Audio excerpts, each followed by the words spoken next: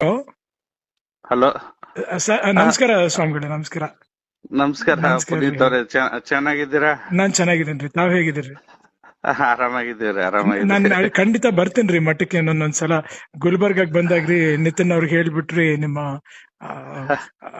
ಇಲ್ಲಿಗೆ ಬಂದಿದಾರಲ್ಲ ಅವ್ರಿಗೆ ಹೇಳ್ಬಿಟ್ಟು ನಾನು ಒಂದ್ಸಲ ಖಂಡಿತ ಬಂದ್ ಹೋಗ್ತೇನ್ರಿ. ಹೌದ್. ಹಾ ಅಪ್ಪಾಜಿಯವರು ಡೆಲ್ಲಿ ಒಳಗೆ ಭೇಟಿಯಾಗಿದ್ರಿ ಮೊದಲು. ಹಾ ಹಾ ಹಾ ಹಾ. ರೇವಣಸಿದ್ದೇವರ ಮನೆ ಒಳಗೆ ಅವ್ರ ಪಾಲ್ಕೆ ಪ್ರಶಸ್ತಿ ಸಿಕ್ಕ ನಂತರ ನಮ್ದೇ ಫಸ್ಟ್ ಅವತ್ತು ಸನ್ಮಾನ ಅವ್ರದ್ದು. ಹಾ ಇದು ಬಂದು ಗೊತ್ತು ಗೊತ್ತು. ಇದು ಹಾ ಗೊತ್ತ್ರಿ. ನಾನು ಇದ್ದೆ ಅವಾಗ, ಬಟ್ ನಾನ್ ಬಂದಿರ್ಲಿಲ್ರಿ ರೇವಣ್ ಸಿದ್ದೇವ್ರ ನೀವು ಮನೆಗೆ. ಬಂದಿರ್ಲಿಲ್ಲ, ಅದೇ ಹಾ ರೇವಣಸಿದ್ದೇವ್ರ ಮನೆಗೆ ಬಂದಿರಲಿಲ್ಲ, ತಾವೆಲ್ಲ ಹಾ ಮಾರ್ಕೆಟ್ಗೆ ಹೋಗಿದ್ದಾರೆ ಅಂತ ತಿಳ್ಕೊಂಡು ಹೌದು ಹೇಳಿದ್ರು. ಹೌದು ಹೌದ್ರಿ. ನೀವು ಭಗವಾನ್ ಅವರು, ನೀವು ಹೌದು ಬಂದಿರ್ಲಿಲ್ಲ. ಹೌದು ಹೌದು. ಅದೇ ಬಂದ್ ಫಸ್ಟ್. ಹೋಗ್ತೇನ್ರಿ ಒಂದ್ಸಲ, ಅಲ್ಲಿಗೆ ಬಂದಾಗ ನಾನು ಖಂಡಿತ ಬಂದ್ ಅಲ್ಲ, ಹೋಗ್ತೇನೆ. ಅವಾಗ ಬಂದಾಗ ಅವ್ರಿಗೆ ಒಂದ್ ಮಾತು ಹೇಳಿದೇವ್ರಿ ನಾವು ಡೆಲ್ಲಿ ಒಳಗ.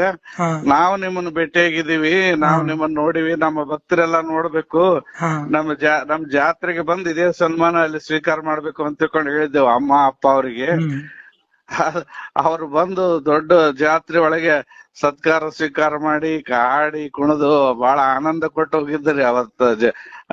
ಆ ಸಮಯದೊಳಗೆ ಅದಕ್ಕೆ ಅದು ಇತಿಹಾಸ ಮತ್ತೊಮ್ಮೆ ಮರುಕಳಿಸ್ಬೇಕು, ತಾವು ಇಲ್ಲ, ನಮ್ ಜಾತ್ರೆಗೆ ಮಾಡ್ಕೊಡ್ತೀನಿ. ಬರ್ಬೇಕಂತ ಈ ವರ್ಷ ಆಗದೆ ಅಪೇಕ್ಷೆ ಬರೋ ಇದೆ. ವರ್ಷ ಒಂದು ನೋಡಿ ಮಾಡ್ಕೊಡ್ತೀನಿ. ಆ ಇತಿಹಾಸ